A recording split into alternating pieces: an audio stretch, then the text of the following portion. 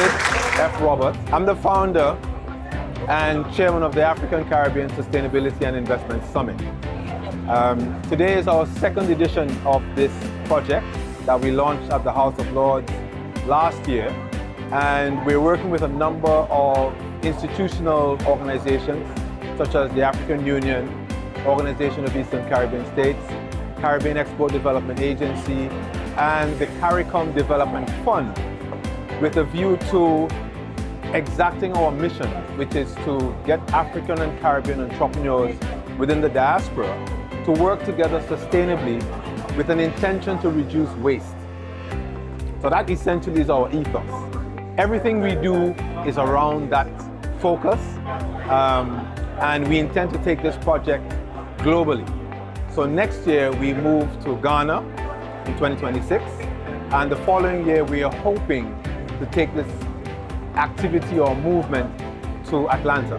Well, it's important, apart from what I mentioned earlier in terms of us playing our part in reducing waste, we are providing a pathway for African and Caribbean entrepreneurs to access funding more cheaply, right? So we have some initiatives that we'll be announcing next year in terms of how these entrepreneurs could put together good bids to attract finance for their projects.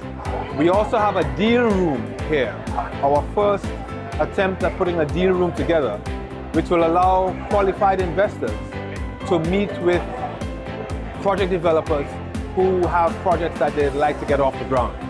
So today we've got Namibia, Rwanda, and I believe Zambia participating. Well, the thing about it is that we can't claim to be inclusive of Africa and the Caribbean in a commercial environment without having representation from people from both sides who are in business. So we have the vendors room, or the exhibition room, has a number of African and Caribbean businesses showcasing their wares. The dream, how much time have you got?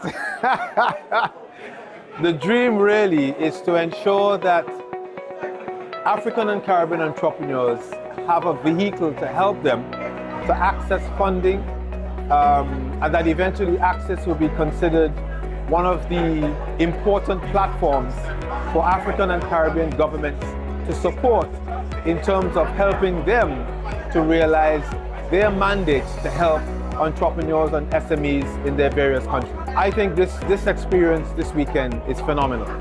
Last year was a tester. You know, we just launched the idea. It hadn't been tested, but we've proven today that the concept is something that is needed. It's being embraced by the CARICOM Development Fund. I imagine they will consider another round of funding for us. Afrexim Bank have been instrumental in providing us finance. So we believe that we have struck the mark in terms of setting expectations that we have actually met. And from the responses that I've had from a few people who travel from the USA, from Ghana, from Nigeria, they believe that we're onto something good.